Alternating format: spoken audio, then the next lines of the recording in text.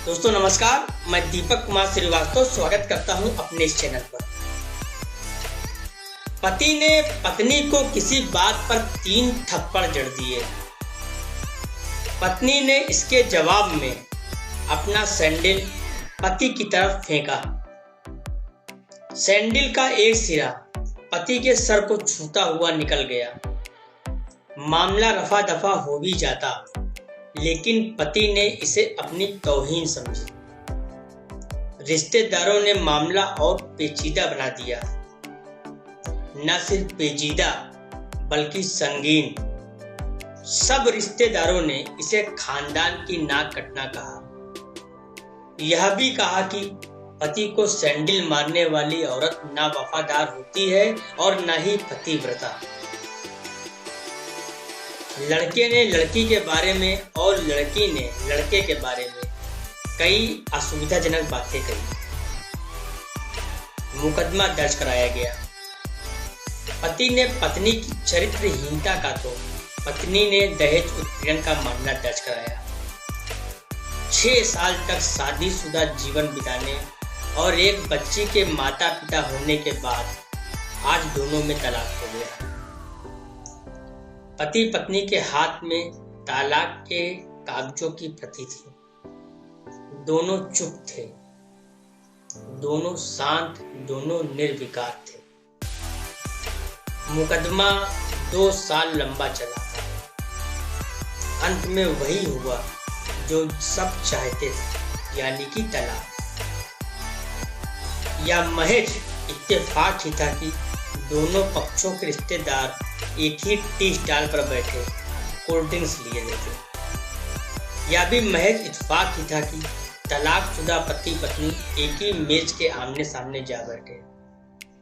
लड़की का बेंच और वो दोनों। कांग्रेचुलेशन, आप जो चाहते थे वही हुआ, स्त्री ने कहा। तुम्हें भी बधाई, तुमने भी तो तलाक देकर जीत हासिल की, पुरुष बोला। तलाक क्या जीत का प्रतीक होता है? स्त्री ने पूछा। तुम बताओ। पुरुष के पूछने पर स्त्री ने जवाब दिया। वो चुपचाप बैठी रही, फिर बोली, तुमने मुझे चरित्रहीन कहा था। अच्छा हुआ अब तुम्हारा चरित्रहीन स्त्री से पीछा छूटा। वो मेरी गलती थी, मुझे ऐसा नहीं करना चाहिए था, पुरुष बोला। मैंने बहुत मानसिक तनाव झेले। स्त्री की आवाज सपाट थी, न दुख न गुस्सा। जानता हूँ पुरुष इसी हथियार से स्त्री पर वार करता है, जो स्त्री के मन और आत्मा को लहू लुहान कर देता है। तुम बहुत उज्जवल हो, मुझे तुम्हारे बारे में ऐसी गंदी बात नहीं करनी चाहिए थी। मुझे बेहद अफसोस है, पुरुष ने कहा। स्त्री चुप रही। उसने एक बार पुरुष को देखा। कुछ पल चुप रहने के बाद पुरुष ने गहरी सांस ली और कहा, तुमने भी तो मुझे दहेज का लोभी कहा था।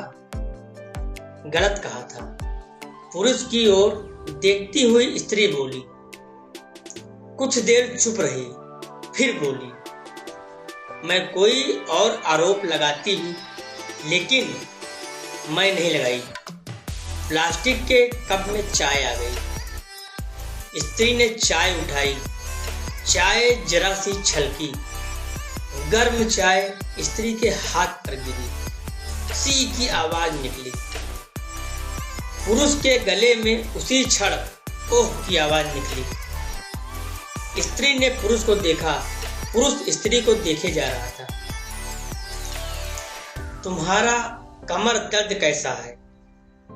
ऐसा ही है, कभी वोबरान तो कभी कॉम्बी फ्लेम।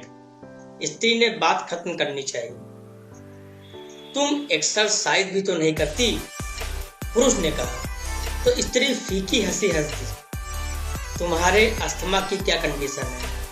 फिर अटैक तो नहीं पड़े? स्त्री ने पूछा। अस्थमा? डॉक्टर सूरी ने मेंटल स्ट्रेन कम करने को कहा है, पुरुष ने जानकारी दी। स्त्री ने पुरुष को देखा, देखती रही एकटक। जैसे पुरुष के चेहरे पर छपे तनाव को पढ़ रही हो। इनहेलर तो लेते रहते हो ना? स्त्री ने पुरुष के चेहरे से नजरें हटाई और पूछा। हाँ, लेता रहता हूं, आज लाना याद नहीं रहा, पुरुष ने कहा। तभी आज तुम्हारी सांस उखड़ी उखड़ी सी है, स्त्री ने हमदर्द भरे लहजे में कहा। हाँ, कुछ इस वजह से और कुछ, पुरुष कहते कहते रुक गया। कुछ तनाव के कारण, स्त्री ने बात पूरी की। पुरुष कुछ सोचता रहा, फिर बोला, तुम्हें 4 लाख रुपए देने हैं और 6,000 रुपए महीना भी। हाँ, फिर स्त्री ने पूछा, वसुंधरा वाले फ्लैट की कीमत तो 20 लाख रुपए हो, मुझे सिर्फ 4 लाख रुपए चाहिए, स्त्री ने स्पष्ट किया। बिटिया बड़ी होगी, 100 खर्च होते हैं, पुरुष ने कहा। वो तो तुम 6,000 रुपए महीना मुझे देते रहोगे? स्त्री बोली। हाँ, जरूर दूंगा। 4 लाख अगर तुम्हारे पास नहीं है तो मुझे मत देना, स्त्री ने कहा। उसके स्वर में पुराने संबंधों की गर्द थी। पुरुष उसका चेहरा देखता रहा। कितनी सहृदय और कितनी सुंदर लग रही थी सामने बैठी स्त्री, जो कभी उसकी पत्नी हुआ करती थी। स्त्री पुरुष को देख रही थी और सोच रही थी, कितना सरल स्वभाव का है यह पुरुष, जो कभी उसका पति हुआ करता था। कितना प्यार करता था उससे। एक बार जब हरिद्वार में जब वो गंगा में स्नान कर रही थी तो उसके हाथ से जंजीर छूट गई। फिर पागलों की तरह वह बचाने चला आया था। खुद तैरना नहीं आता था, लेकिन मुझे बचाने की कोशिश करता रहा। कितना अच्छा है, मैं ही खोटी निकली। पुरुष एकटक स्त्री को देख रहा था और सोच रहा था कितना ध्यान रखती थी। स्टीम के ऊपर पानी उबालकर जग में डाल देती, उसके लिए हमेशा इनहेलर खरीद कर लाती। सेरेटाइड एक्यूहेलर बहुत महंगा था। हर महीने कंजूसी करती, पैसे बचाती और एक्यूहेलर खरीद लाती। दूसरों की बीमारी की कौन परवाह करता है, ये करती थी परवाह, कभी जाहिर भी नहीं होने देती थी। कितनी संवेदना थी इसमें। मैं अपनी मर्दानगी के नशे में रहा। काश मैं इसके जज्बे को समझ पाता। दोनों चुप थे, बेहद चुप, दुनिया भर की आवाजों से मुक्त होकर खामोश।